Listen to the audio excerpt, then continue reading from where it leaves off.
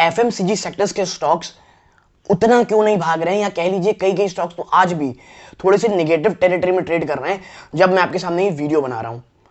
तो आखिर FMCG stocks में उतनी तेजी क्यों नहीं आ रही है जितना बाकी सेक्टर्स कह लीजिए या पूरे पूरे बाजार में कह लीजिए पिछले 2 से 3 दिनों में दिख रही है। आखिर इसके पीछे का कारण क्या है? और ये तब हो रहा है जब क्रूड ऑयल दोस्तों कह लीजिए $100 प्रति बैरल को भी तोड़ के नीचे आ चुका है।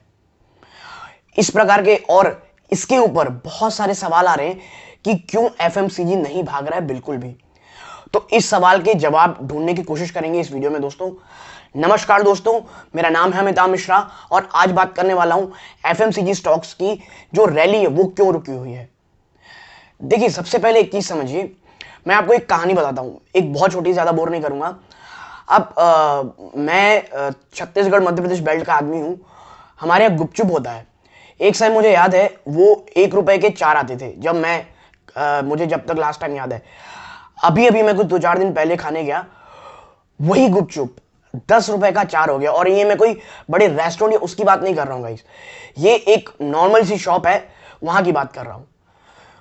तात्पर्य मेरा यह है कि एक बार कोई चीज अगर एक्सपेंसिव हो जाती है तो फिर वो वापस आती नहीं दोस्तों नॉर्मल प्राइस में या पुरानी प्राइस में, वो सिर्फ उसी तरह मेंटेन रहती है। और यही मैं कहानी इसलिए बता रहा हूं क्योंकि जो इन्फ्लेशन है उसका डर पूरे के पूरे सेक्टर में अभी बसा हुआ है। लगातार कंपनियां स्टॉक कह लीजिए अपने प्राइसेस बढ़ा रही हैं। अभी आपने 2 दिन पहले ही देखा होगा कि मैगी ने अपने जो नेस्ले है उसने अपने मैगी के जो प्राइस हैं वो बढ़ाए हैं। और एचयूएल की तो आप बात ही भूल जाइए, वो सब बढ़ाता रहता है, वो जब मन करता है अपना रेट बढ़ा देते हैं। फिर उन्होंने अपनी रेट बढ़ा दिए हैं और ये सिर्फ कर रहे हो ब्रांड के कारण। और ये जो रैली आप नहीं देख रहे हैं ना, ये वैसे ही होगा कि जब अभी उस पर प्रेशर नहीं डाला जाएगा, धीरे धीरे उसमें बताया जाएगा कि इन्फ्लेशन का प्रेशर है, बहुत प्रेशर है, शायद आपको 10-15% और शायद गिर जाइए स्टॉक्स। लेकिन याद रखिएगा, ये जो स्टॉक्स बढ़ रहे हैं ना, ये जो प्राइसेस बढ़ रहे हैं, आप देखेंगे उसका फायदा इन कंपनीज को इतना जबरदस्त होगा कि आने वाले 2 से 3 क्वार्टर के बाद प्राइस तो ये नीचे आएंगे नहीं, ये वही मेंटेन रहेंगे। और आप देखेंगे इनकी बॉटम लाइन जिस तरह से कह लीजिए एकदम विस्फोट के समान बढ़ेगी ना, उसका कोई सानी नहीं होगा।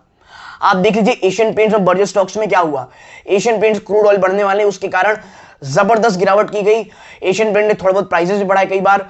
और अब देखिए जब क्रूड ऑयल के प्राइस नीचे नहीं आए हैं, माफ कीजिए नीचे आ गए हैं, और जो उन्होंने एक बेस था $100 का, $100 प्रति बैरल का, उसे तोड़ दिया।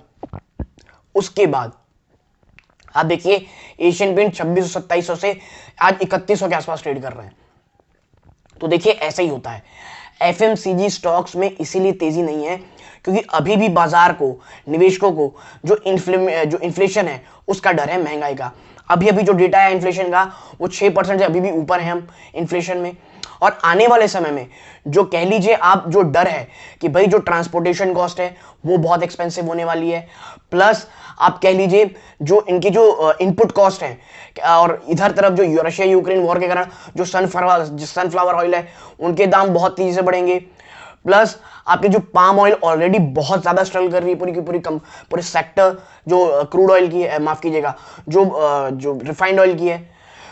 और बाकी जगहों में भी आप देखिए इन्फ्लेमेशनरी प्रेशर बहुत ज्यादा दिखाई दे रहा है और इसी बात का डर दिख रहा है इनके स्टॉक के प्राइसेस में। और ये कोई भी नहीं भाग रहे हैं।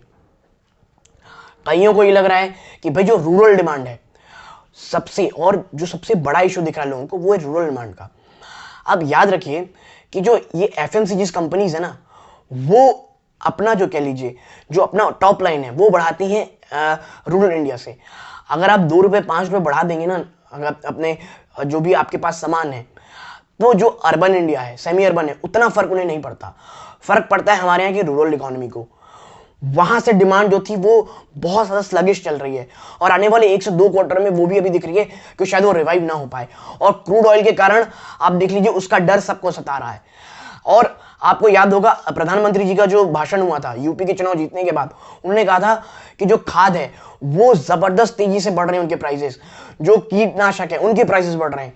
और यही कारण है कि जो रूरल इंडिया है उनके हाथ में अगर पैसा ही नहीं रहेगा तो वो खर्च कहां करेंगे, और जो रूरल डिमांड ऑलरेडी इतनी स्लगिश है वो और ज्यादा स्लगिश होने की बातें हो रही हैं।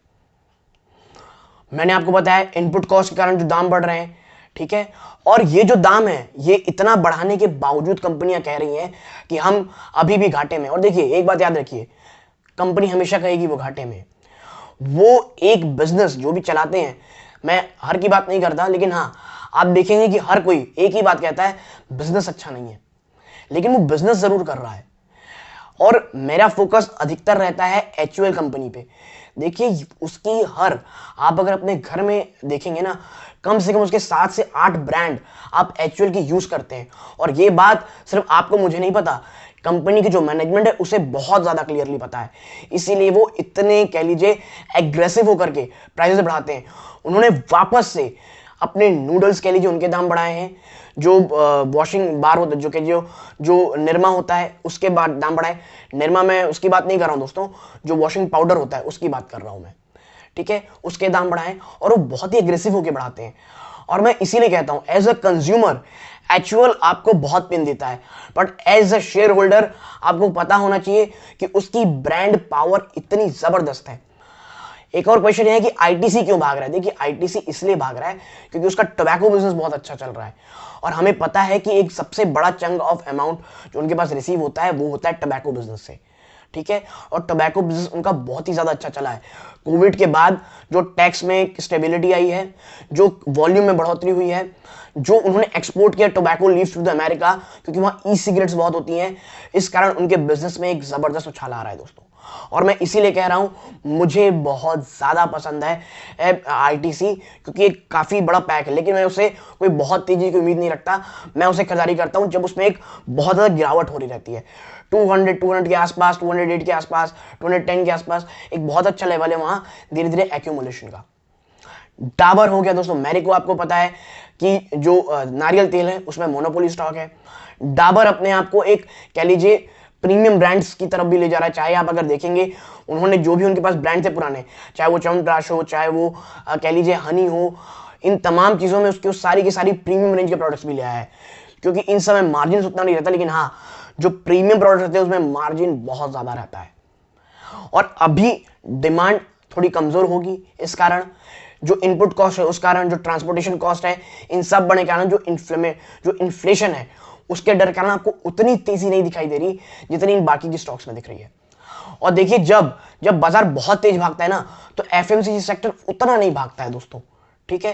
लेकिन हाँ मुझे ये लगता है कि अगर बाय ऑन डिप्स की स्ट्रेटजी आपको अपनानी है, FMCG stock is very good. आप देखें वर्लपूल को, आज मैं जब वीडियो बना रहा हूं वर्लपूल एक साथ 7 से 8% की तेजी दिखा रहा है, ठीक है। आप सिंफनी जाके देखें 800-900 के बाद से जबरदस्त तेजी दिखा रहे हैं, क्योंकि व्हाइट गुड्स को जिस बात का डर था कि भाई क्रूड ऑयल के प्राइसेस बढ़ रहे हैं और जो इन्फ्लेमेशनरी प्रेशर है वो बढ़ रहा है, वो अगर क्रूड ऑयल से जो खबर आ रही कि भाई क्रूड ऑयल के दाम शायद उतने ना बढ़े जितने के अनुमान था, तो अब देखिए जबरदस्त एक बाउंस बैक आया है।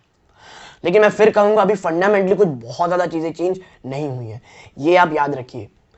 जो कोरोना वायरस है वो चाइना में, साउथ कोरिया में और इजराइल में तेजी से बढ़ता हुआ दिखाई दे रहा है। और इसको लेकर के जो स्वास्थ्य मंत्री हमारे यहाँ के वो भी थोड़े अलर्ट हो गए दोस्तों। इसीलिए कब कल क्या हो जाएगा, वॉलेटिलिटी बाजार से अभी कहीं नहीं गई है, वो रहेगी। और देखिए कुछ ना कुछ न्यूज तो आती जाती रहेंगी, हमें फोकस करना है लॉन्ग टर्म में। गिरावट होती है आराम आराम से एक्यूमुलेट करना है। लेकिन हाँ एफएमसीजी स्टॉक क्यों नहीं भाग रहा है, इस सवाल का जवाब शायद आपको इस पूरे वीडियो में थोड़ा मिल गया होगा। और अगर आपकी एनालिसिस में थोड़ा बहुत भी मैंने मदद किया हो, प्लीज लाइक कीजिए। चैनल में पहली बार आए हैं सब्सक्राइब जरूर किया कीजिए दोस्तों। यहां तक जुड़े हैं आप सभी का बहुत बहुत धन्यवाद। जय हिंद।